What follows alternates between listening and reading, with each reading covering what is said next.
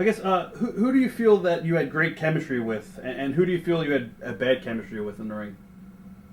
Well, let's do the bad first. I couldn't have a match with Hector Guerrero. And, you know, people say Buddy Landel can have a match with a broomstick. And I could. I mean, I could wrestle. Well, yeah, I actually wrestled the Invisible Man in Evansville, Indiana. I was drunk up there one night, and somebody didn't show up. And I went to the ring and wrestled. I wrestled myself, basically. I was shooting myself up, giving myself hip tosses, and, you know, taking turnbuckles and backdropping myself. But I could wrestle anybody but Hector Guerrero. I just couldn't wrestle him. I had a hard time wrestling Mexicans. And the worst guy that I've ever wrestled in my life was Sonny King, the black guy, the boxer. Right. Huh. He's shits. Right. They had me in a program with him or something in Louisiana, and I went in and told Bill Dundee when he was Booker, I said, hey, look, I said, you either get rid of him or I'm quitting. I said, I can't take this. I said, he's killing me. Huh. He couldn't work. It was horrible. What about guys that you got along great with in the ring and had a good match? Well, Flair, of course, Shawn Michaels. Brad Armstrong's one of my favorite workers of all time. Everybody says that about Brad. Yeah, he's fantastic, man. All the Armstrongs are stellar. Like Ted Dibiase, you just mentioned Teddy. What are your memories of working with Teddy early on? Teddy was brilliant to work with. I mean, you know, I didn't really work with him a lot, but I mean, I got to watch him. Right. He was just, man, he was good. A machine in the ring? He was. He had it. If there's an it, Teddy had it. He was a great technician. And, I mean, he knew the business. He knew wrestling. And I used to love to watch him and Paul Orndorff work with each other. I mean, that 20, 30 minutes, you don't see stuff like that. Definitely. I mean, you know, you got a young guy like me, you know, and you got all these great guys around you. It's hard not to be good, or it's hard not to get better, you know, because, I mean, going out and watching, you know, in their prime, Teddy Dibiase and Paul Orndorff go out and go 30, 45 minutes nonstop, man. I mean, where do you get that from? What about Dr. Death, Steve Williams? Yeah, I helped train him and had his first match, and it's actually in his book. Did you work with him in his first match, or? Yeah. Did he? I had his first match with him. Stiff? Yeah, I've had easier car wrecks. I was going to say. A lot of people say that he was really stiff in the beginning until, you know. Yeah. Remember now, when I was training him, he was a junior at OU. Right. And so he was a big stud in high school. He was a big old boy, too. He's about 330. What about Jake the Snake Roberts? Well, back to Steve Williams. Let me ask you, why do you think Bill Watts liked him so much? Just because of his background? I think Steve Williams was everything Bill Watts wasn't. And I don't mean that in a derogatory way. I don't mean that in a mean way. Bill Watts loved guys that were good athletes. He was a coach. He was a man's man, and he loved men. He liked guys that, you know, were athletes, real athletes, not workers, but athletes. Right. And Steve Williams was just a rough, tough, you know, championship rings, and, you know. He was a real deal. He was a real deal.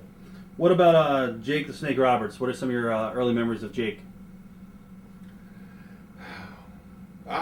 Jake was probably one of the most talented guys around. All those guys. See, there's another name that I forgot. You know, Jake Robertson was there in '84. I mean, there was, you know, I think Jake was there in '84. I can't remember if Jake was there at '84 or not. Yeah, I don't remember either. Huh. But Jake was he's a super talented guy. I was really sad to see what happened, you know. With his demons, you mean? Yeah. What about? And I know that sounds like the pot calling the kettle black. We'll talk about your stuff coming up, definitely. Yeah. What about Terry Taylor? Memories of Terry Taylor? Yeah, Terry Taylor. I had so much respect for Terry. See, I was always the heel, and there's only been like a couple of guys that the heel always called the match, in mine anyway. And Terry Taylor was one of the couple of guys that actually called a match while I was working with him. I was going to ask you. Him and Jerry Lawler are the only two guys that I can think of that. And I don't mean to say that I let call the match, but I mean when I wrestled Flair never opened his mouth. Flair never called the match. I did. You know, he's world champ. I'm 23. I'm calling the match. When I wrestled Bret Hart, when I wrestled Triple H, I mean, all the guys that I've wrestled in my whole career, you know, Terry Taylor, I had so much confidence in him. Terry Taylor I let him call the match. He was that good. Going back to Ric Flair, you mentioned his name again. You had some early matches on when he was NWA champion with Rick. What are your memories of working with Flair? I remember the first time that I got in the ring with Rick. It was Charlotte, North Carolina. It was sold out, packed with people. What year was this? 1985. Okay. It had been early June 85, March, April, May, June, and it was sold out. Now I'm 23 years old and I'm wrestling my idol, a guy that I worship, Nature Boy Ric Flair. And I mean, that's tough enough knowing you're going to wrestle him. Leading up to that, it's, you know, will it draw? And then when I got there and it was sold out. But now you're talking about a 23-year-old kid walking that aisle and the world champions in the ring. And I've got, you know, Magnum, Rock and Roll, Midnight Express, I've got the Crockett's, I've got Funk, I've got Slater, I've got Wahoo McDaniels. I've got all of those guys watching me, a 23-year-old kid, you know, making that trek to the ring to wrestle the world champion. I mean, that's tough. Imagine that, brother. Oh, yeah, it's a lot of pressure. pressure. Wrap your mind around that. If that ain't tough. And then when I get in the ring, I remember Flair and I were nose to nose, and I didn't know what to do. I mean, I was scared to death. And Flair looked me up and down, and I looked him up. I was just doing what he did. He looked me up and down. I looked him up and down. He kind of felt my muscle like that and squeezed my tricep a little bit. Hell, I did the same thing to him. When I did that, he just slapped the shit out of me. Right here. I mean, he cold cocked me. Wow. And I mean, I just went, all right, I guess it's on now. But I mean, that's my first memory of Flair. You know, looking each other up and down, then grabbing his arm and him slapping the shit out of me. Did you envision a big program with Rick down the line? You know, I really don't know what I envisioned. I mean, you know, looking back on that now, I was a stupid 23-year-old kid. I really didn't care about much. I didn't care. Right. You know, I knew that it was going to go as long as it would draw, because that's just, I mean, if it's money in the bank, it's money in the bank. And every time I wrestled Flair, it sold out. It was just money in the bank. A lot of guys say you were cocky when you were younger. Why do you think that is? Well, I mean, geez, did you see that picture of me, man? Right. I mean, you look at that picture. I was 21 years old. I was built like that and 21 years old.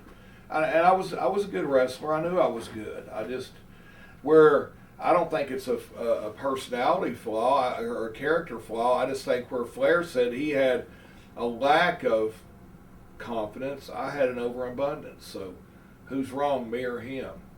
It's just the way that I was. I mean, I was a good athlete in school, and I just thought was always, I perceived myself as being a good wrestler. I mean, you know, promoters would want to book somebody like me. I mean, they're not going to want to book somebody that's, you know, unsure of themselves. What are your thoughts on the Nature Boy moniker? Tough shoes to fill, brother. Huh. Are you surprised that Rick is retired and come back to the business? No, because I mean, you know, 3 or 4 wives and alimony. You know, I love Rick. I wouldn't want to be almost 61 years old and having to pay the nut $22,000 or whatever it is a month he's got to pay. It's crazy. It is.